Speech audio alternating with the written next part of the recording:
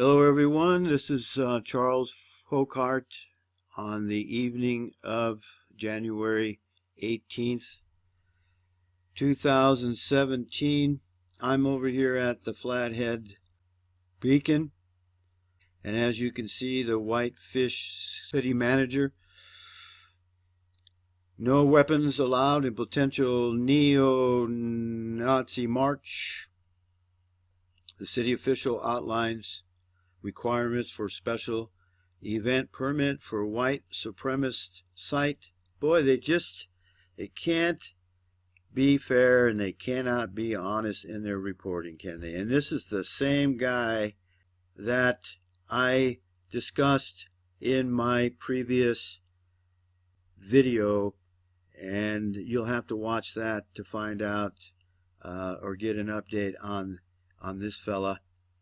But the city manager, and his name is Chuck Stearns. Anybody with eyes to see will know what that means. And he sent a letter to Andrew Anglin. He said he would approve the special event permit, but it would include a stipulation that there cannot be any weapons. And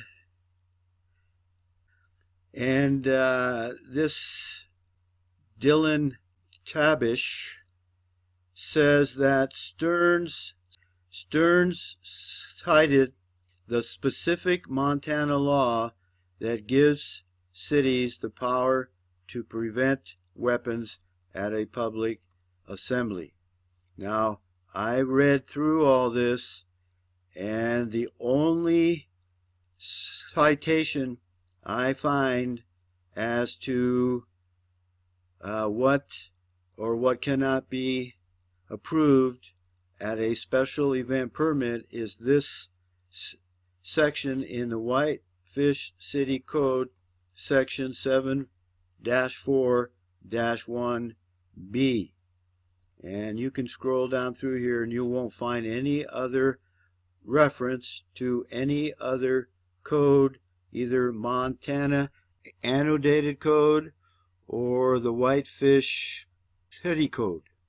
But let's go have a look at this Whitefish City Code section 7-4-1B, shall we? Alrighty, we're at the Sterling Codifiers. And I scroll down here. This is Title 7. This is Chapter 4, Special Event Permits. And it was 741B, which is right here. Unless we can read the whole thing.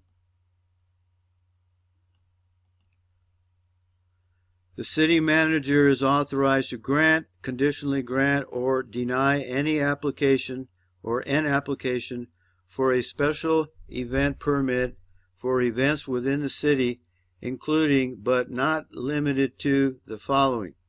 So that here is but not limited to might give the city manager the authority to limit or prohibit the carrying of weapons, but we'll have to look into that a little bit later.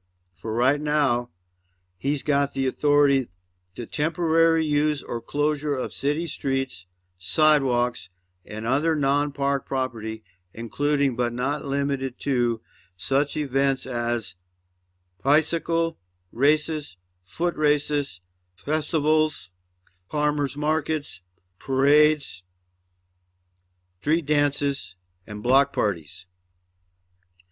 Number 2, temporary use or closure of a city park if the application includes the use or closure of other city non-park property.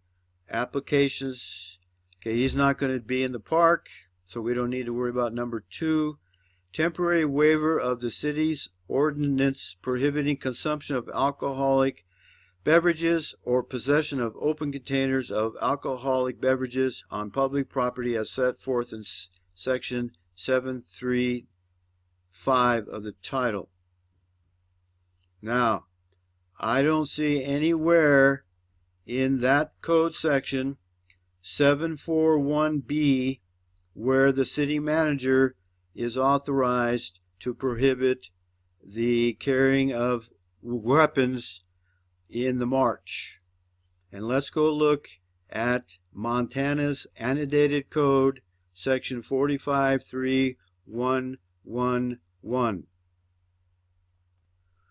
Here we are, 45.3.111, openly carrying a weapon, display exemption. Any person who is not otherwise prohibited from doing so by federal or state law may openly carry a weapon and may communicate to another person the fact that the person has a weapon.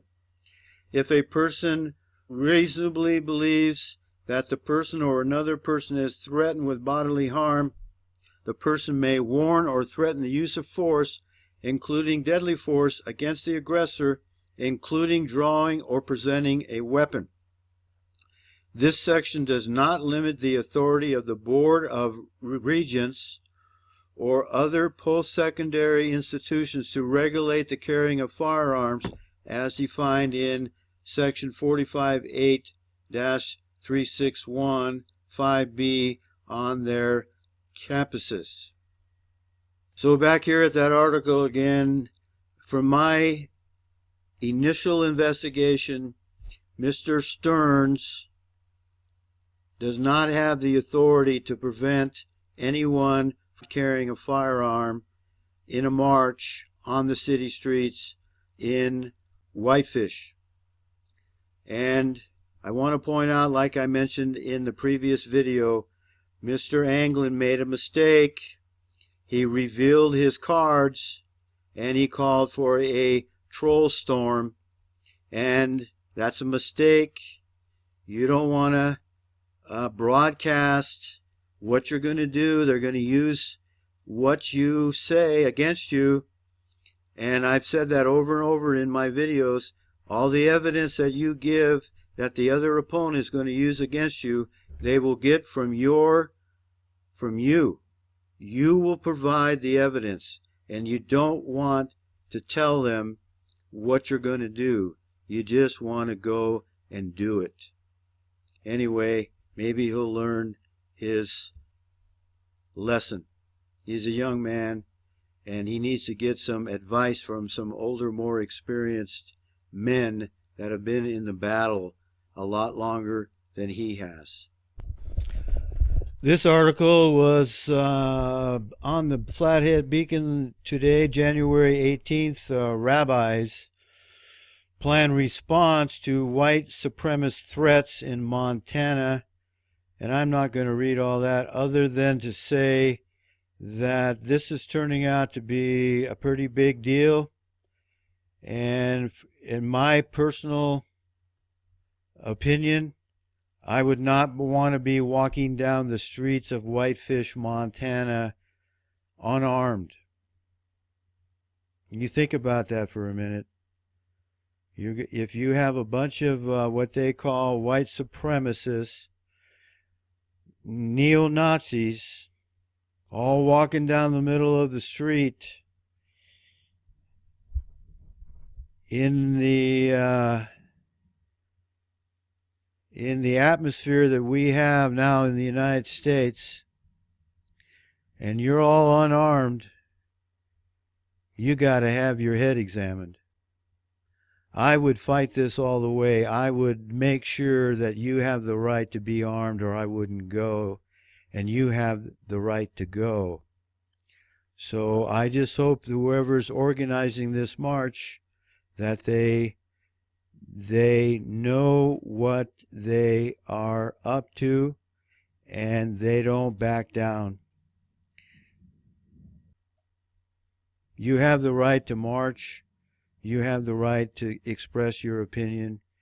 You have the right, we have the right to assembly, and I think we should, but I would not, as I said earlier, I would not do it unarmed, not in the conditions, in the atmosphere that we have in this country and with the response that is being, the response that's being mounted, the response that's being organized against this march.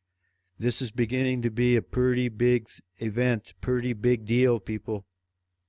And I hope Andrew Anglin and his group plan this. That's all. Anyway, this is Charles, and I thank you for watching. Embrace the love of the truth, because you're going to need the truth more and more as we head into the future. And may the grace of God, our Father, be with us all, for we certainly need it. See ya.